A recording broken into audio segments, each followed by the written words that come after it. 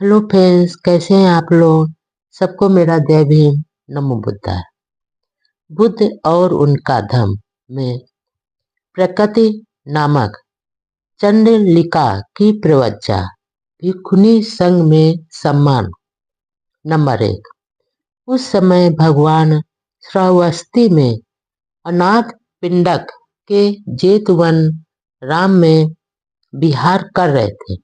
Number 2। Tathagata के शिष्य आनंद भिक्षार्थ नगर में गए हुए थे। भोजन तर आनंद पानी पीने के लिए नदी की ओर जा रहे थे। नंबर 3।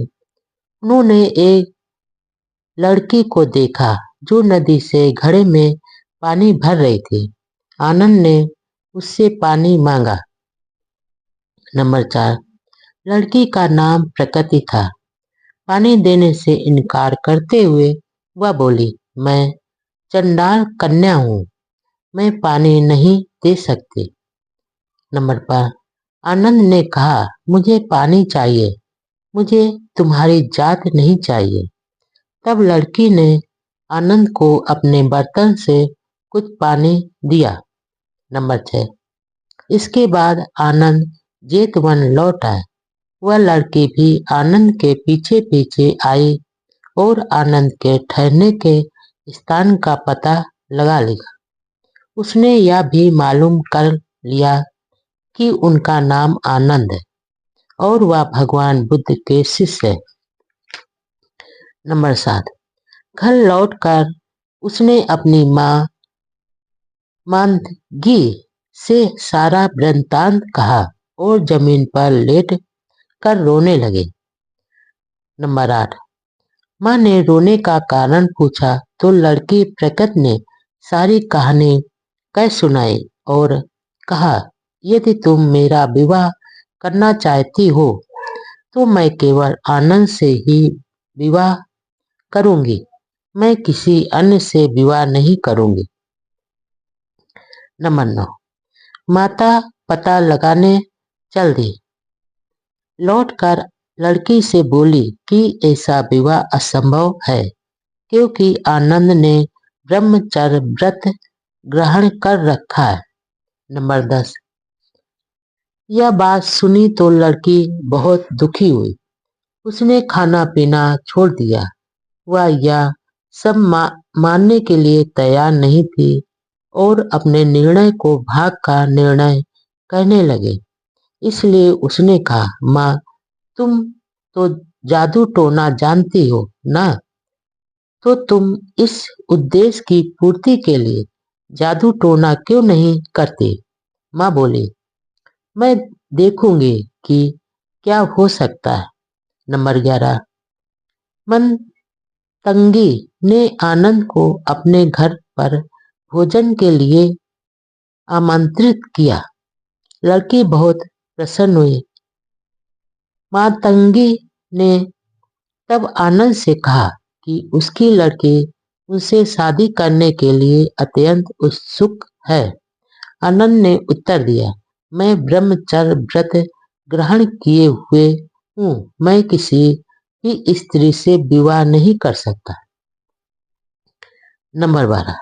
मातंगी बोली, यदि तुम मेरी लड़की से विवाह नहीं करोगे तो वह स्वयं हत्या कर लेगी। उसकी तुम्हारे प्रति इतनी अधिक आसक्ति है। आनंद ने उत्तर दिया, मैं असमर्थ हूँ। नंबर 13। मातंगी घर के अंदर गई और लड़की को बताया कि आनंद ने विवाह करने से स्पष्ट मना कर दिया। नंबर 14। लड़की चिल्लाई, माँ, तुम्हारा जंतर मंतर तंत्र मंत्र कहाँ गया। मातंगी बोली, मेरा जंतर मंतर तथागत के विरुद्ध असर नहीं करता। नंबर 15। लड़की चिल्लाई, माँ, दरवाजा बंद कर दे और उसे बाहर न जाने दे। मैं सुनिश्चित कर लूंगी कि आज ही रात में वह मेरा पति बन जाए। नंबर 16। माँ ने वैसा ही किया जैसा लड़की चाहती थी। रात होने पर माँ ने कमरे में बिस्तर लगा दिया। लड़की ने अपने आप को अच्छी से अच्छी तरह अलंकृत किया और अंदर आए, किंतु आनंद पर इसका कुछ भी प्रभाव नहीं पड़ा। नंबर 17। अंत में माँ ने अपने जादू टोने का प्रयोग किया। परिणाम स्वरूप कमरे में आग जल उठी। माँ ने आनंद के कपड़ों को पकड़ा और बोली, ये तुम अब भी मेरी लड़की से विवाह करना स्वीकार नहीं करते हो तो मैं तुम्हें आग में झोंक दूंगी। तब भी आनंद नहीं झुके। माँ और लड़की दोनों ने अपने को असमर्थ जानकर आनंद को स्वतंत्र कर दिया। नंबर 18। वापस जाकर आनंद ने सारी आप बीती तथागत को कह सुनाई। नंबर 19। दूसरे दिन वह लड़की आनंद को खोजती हुई जेतवन पहुंची। आनंद भिक्षाटन के लिए निकल रहे थे। उन्होंने उस लड़की को देखा तो उससे बचकर निकलना चाहा, लेकिन जहां भी आनंद गए लड़की ने उनका पीछा किया। नंबर 20। जब आनंद लौटे तो उन्होंने देखा कि वह लड़की जेतवन बिहार के द्वार पर खड़ी है, उनकी प्रतीक्षा कर रहे थे। नंबर 21। आनंद ने तथागत को बताया कि किसी प्रकार वह लड़की उनका पीछा कर रही है। तथागत ने लड़की को बुलवा भेजा। नंबर 22। जब लड़की सामने आई तो तथागत ने प्रश्न किया, तू आनंद का पीछा क्यों कर रही है? लड़की ने उत्तर दिया कि वह उससे विवाह करने की इच्छुक है। वह बोली, मैंने सुना है कि वह अविवाहित है। मैं भी अविवाहित हूँ। नंबर 23। भगवान बुद्ध बोले, आनंद एक भिक्षु है। उसके सिर पर बाल नहीं है। यदि तुम भी उसकी तरह मुंडन करा लो तो मैं देखूंगा कि क्या कुछ किया जा सकता है। नंबर 24। लड़की बोली, मैं इसके लिए तैयार हूँ। भगवान बुद्ध ने कहा, मुंडन कराने से पूर्व तुम्हें अपनी माँ से अनुमति लेनी होगी। नंबर 25। लड़की अपनी माँ के पास आई और बोली, माँ, तुम तो नहीं कर सकी, वह मैंने कर लिया। भगवान बुद्ध ने आश्वासन दिया है कि यदि मैं मुंडन करा लूं तो वह आनंद से मेरा विवाह करा देंगे। नंबर 26। माँ क्रुद्ध होकर बोली, तुम्हें ऐसा बिल्कुल नहीं करना चाहिए। तुम मेरी लड़की हो और तुम्हें बाल रखने चाहिए। तुम आनंद जैसे समण से विवाह करने के लिए क्यों इतनी इच्छुक हो? मैं किसी अच्छे आदमी से तुम्हारा विवाह करा दूंगी।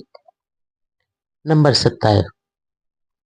उसने उत्तर दिया, या तो मैं आनंद से विवाह करूंगी या फिर मर जाऊंगी। मेरे लिए और कोई तीसरा रास्ता नहीं है। नंबर 28। माँ बोली, तुम मेरा अपमान क्यों कर रही? लड़की बोली, यदि मैं तुम्हें प्रिय हूँ तो जैसा मैं चाहती हूँ मुझे वैसा ही करने दो। नंबर 29। माँ ने अपना विरोध वापस ले लिया और लड़के ने मुंडन करा लिया। नंबर 30। तब लड़की तथागत के सामने उपस्थित हुई और बोली, आपके आदेश के अनुसार मैंने अपना मुंडन करा लिया। नंबर 31। तब तथागत ने कहा, आखिर तू क्या चाहती है? आनंद के शरीर पर कौन सा हिस्सा है जिससे तुझे प्रेम है? लड़की बोली, मैं उसकी नाक से प्यार करती हूँ। मैं उसके मुंह से प्यार करती हूँ। मैं उसके कानों से प्यार करती हूँ। मैं उसकी आवाज से प्यार करती हूँ। मैं उसकी आंखों से प्यार करती हूँ। मैं उसकी चाल से प्यार करती हूँ। नंबर 32। तब तथागत बोले, क्या तुम जानती हो कि आंखें आंसुओं का घर है, नाक गंदगी का घर है, मुंह थूक का घर है, कान मैल का घर है और शरीर मल मूत्र का पात्र है। नंबर 33। जब स्त्री पुरुष सहवास करते हैं तो वे बच्चों को जन्म देते हैं, लेकिन जहाँ जन्म है वहीं मृत्यु भी है, जहाँ मृत्यु है वहीं दुख भी है। लड़की, मैं नहीं जानता कि तुम आनंद से विवाह करके क्या पाओगे। नंबर 34। लड़की गंभीरता पूर्वक सोचने लगी और इस बात पर सहमत हो गई कि आनंद के साथ विवाह करना बेकार है, जिसके लिए वह इतनी अधिक इच्छुक थी। उसने अपना यह निष्कर्ष तथागत को बता दिया। नंबर 35। तथागत को अभिवादन कर लड़की बोली, अज्ञान के वशीभूत होकर मैं आनंद के पीछे लगी थी। अब मेरी आंखें खुल गई हैं। मैं उस नाविक की तरह हूँ जिसकी नौका एक दुर्घटना के बाद दूसरे किनारे लग जाए। मैं एक आरक्षित वृद्ध प्राणी की तरह हूँ जिसे सुरक्षा मिल गई है। मैं उस अंधे की तरह हूँ जिसे नई दृष्टि प्राप्त हो गई है। तथागत ने अपनी प्रज्ञा भरी शिक्षा द्वारा मुझे निद्रा से जगा दिया। नंबर 36। धन्य है हे प्रकृति, यद्यपि तू चंडाल कन्या है, किंतु फिर भी तू श्रेष्ठ पुरुषों और स्त्रियों के लिए आदर्श प्रस्तुत करेगी। तू निम्न जात की है, लेकिन ब्राह्मण तुझसे शिक्षा ग्रहण करेंगे। न्याय तथा पवित्रता के पथ से विचलित न होना। तेरी कीर्ति राज सिंहासन पर बैठी हुई रानियों की कीर्ति से भी बढ़कर होगी। नंबर 37। विवाह में असफल हो जाने पर उसके सामने भिखुनी संघ में प्रविष्ट होने के अतिरिक्त दूसरा मार्ग न था। नंबर 38। उसने इच्छा प्रकट की तो वह भिखुनी संघ में प्रविष्ट कर ली गई, यद्यपि वह निम्नतर जात की थी।